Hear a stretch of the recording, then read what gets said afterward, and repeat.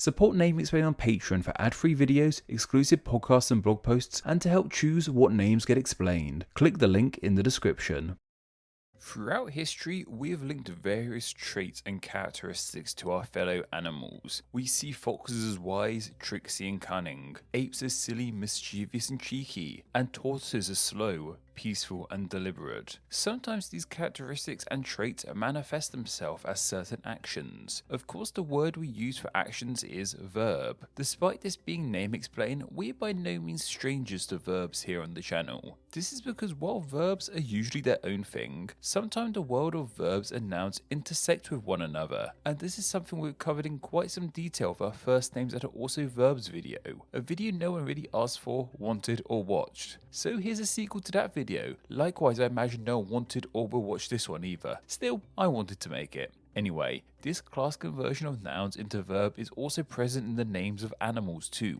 We use a huge variety of animal names as verbs in our conversation. While some are pretty obvious, there are others that you may not be as aware of. When I had the idea for this video and looked into it, I was shocked to see just how many of these there are. Some we use so much as verbs that we may even forget that they were animal names to begin with. At least I did anyway. What I also really enjoy about these animal name verbs is how they allow us to use these words in ways that wouldn't be possible if we kept them as just nouns. We can add suffixes like ing and ed to the end of these names, and it will make grammatical sense. Sometimes we even add prepositions to them for these names to function as verbs. I adore language, and one of the things I love most about it is our ability to play with it. Using animal names as verbs is a key example of us monkeying around with words. Case in point, I just added a suffix and preposition to monkey and used it as a verb, and you all knew exactly what I meant. How cool is that? Why do we even use animal names as verbs anyway? Well, there seems to be a few reasons as to why that is the case. There's the aforementioned characteristics reason I mentioned at the top of this video. The ideals we have of animals have dictated how we use their names as verbs. However, there's also some more literal reasons. Sometimes we use an animal's name as a verb to reflect a certain physical action that those animals are known for doing. Sometimes, however, there's little to no link between a verb and animal name being the same. It's just one of language's many coincidences. Take bear meaning to carry something heavy, and bear as in the animals. There's no link between these two words despite them being identical. However, then we have the example of weasel. This is one that relates to the image we have of these characters as well as an action they're known for doing. We see weasels as slippery, hard to catch creatures that get away with their antics. It's from this image as to where we got the verb of weasel from. If we were to say someone weaseled their way out of a situation, we would mean they removed themselves from a situation, usually in a less than honourable, sneaky manner. This is because we see weasels as sneaky, dishonourable creatures, which is kind of unfair as they're pretty cute. However, I've also read this verb may come from an action weasels partake in, and that's when they devour the contents of an egg by sucking it all out, leaving the shells relatively untouched. You could say that weasels weasel the egg's content. A fairly close relative of the weasel is the badger, and the name of these guys has become a verb too. To badger someone means to constantly pester them about one thing or another. The odd thing about this one, however, is that it doesn't really fit any image we have of badgers. They're actually incredibly shy creatures and very rarely seen. They are far from the kind of creature we link with constantly pestering someone. So how did their name get applied to this action? Well, this verb is thought to more likely come from the quote-unquote sport of badger baiting, in which dogs are sent to attack and inevitably kill badgers. It's the dogs that are constantly pestering in this case. It's they who are badgering the badgers. This is why we also use the verb of hound, meaning to constantly pester someone too. A type of hound is a wolf, and their name is once again used as a verb too. Their name, however, has nothing to do with pestering. We use wolf as a verb when someone is eating a large amount of food over a very short time. Usually the word of down is attached to it too. I'm sure we've all wolfed down food in times of immense hunger. This is a verb somewhat fitting for the animal. As well, yes, sometimes wolves eat massive amount of food. One source pointed out that a large grey wolf can eat over 20 pounds of food in a single sitting. Sometimes they actually go days without any food. I guess that's why they eat so vigorously when they do get the chance. Another animal known for their eating habits are pigs. This is why we have the verb of pig too, meaning to eat an awful lot. Pig is usually followed by out as opposed to down, however, when being used as a verb.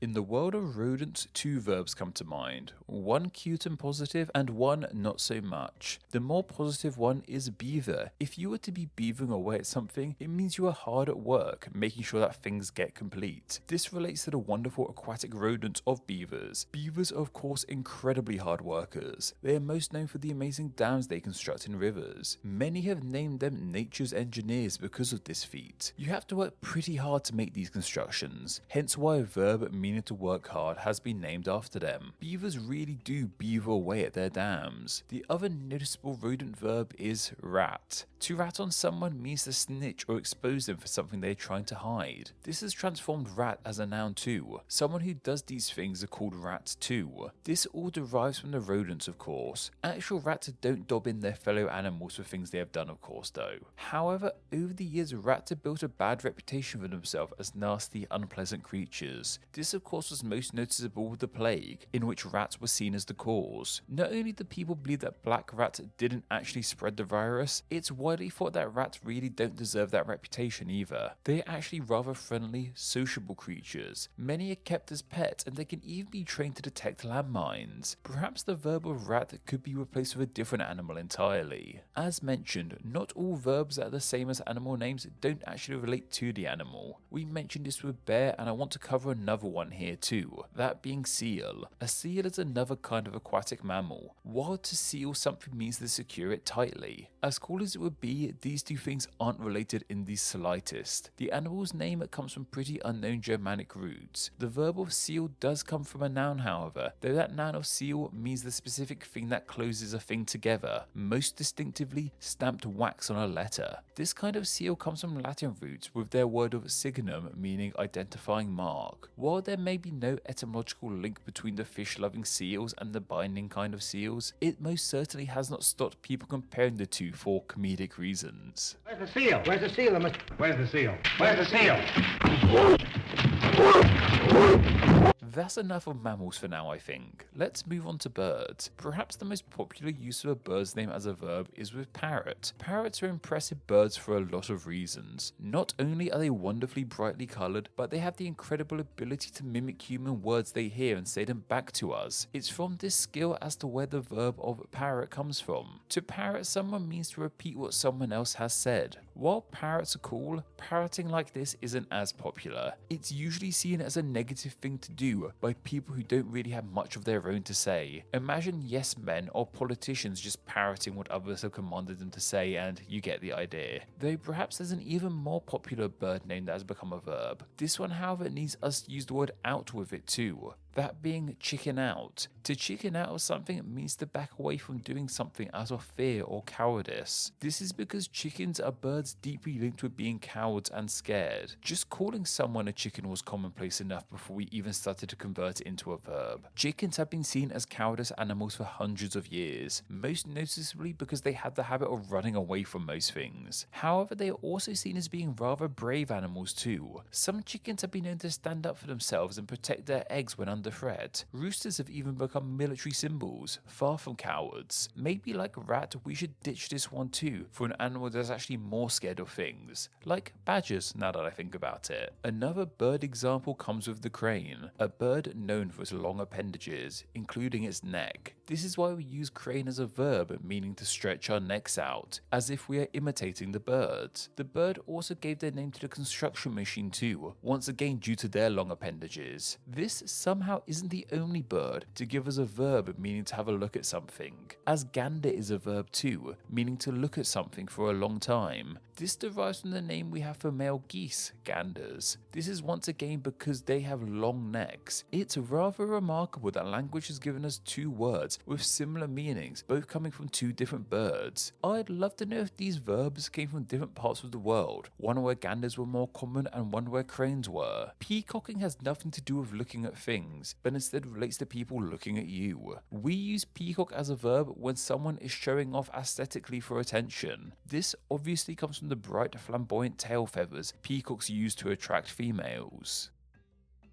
You may be wondering if sea life has given us any verbs, and the answer to that is a resounding yes. Some really interesting ones come from under the sea. Take flounder in example. To flounder means to struggle, and a flounder is a kind of fish. What's interesting about this one, however, is we don't seem to be too sure which one came first. Was the act of floundering named after these fish, or were these fish called flounders due to their awkward movements? Perhaps these words somewhat inspired one another. Sea turtles are pretty majestic creatures too, however they don't look as graceful when stuck on their back. This, however, did give us the verb of turtle, meaning to be stuck on your back. Though perhaps the most interesting example of a sea creature name becoming a verb is with catfish. These wise-looking fish have only found themselves being used as verbs in somewhat recent years, thanks to the documentary Catfish. To catfish as a verb means to lead someone into thinking you are someone else, especially in the world of online dating. In that documentary, it is explained as to where this coinage came from. One of the documentary subjects, Vince Pierce, explains that they used to tank cods from Alaska all the way to China. They'd keep them in vats in the ship. By the time the codfish reached China, the flesh was mush and tasteless. So this guy came up with the idea that if you put these cod in these big vats, put some catfish in with them, and the catfish will keep the cod agile. And there are those people who are catfish in life. They keep you on your toes, they keep you guessing, they keep you thinking, they keep you fresh. And from here, catfishing has become the infamous verb it is today. Though what about bugs and other creepy crawlies? Well, just bug unto itself has become a verb, meaning a few things. To bug someone means to annoy them. This is because bugs are often seen as annoying little things. To be bugged out means to be grossed out, because bugs are seen as gross. And to have something bugged means to have something tracked and monitored. This is because these kinds of trackers are small and bug life. And then to wrap this all up, we have worms. This linkly close with the verb of weasel we started this video with. To worm your way out of something means to get away with it in an unpleasant manner. This once again relates to the unpleasant image worms have. Though like many animals mentioned here, they're extremely misunderstood and incredibly important for our planet.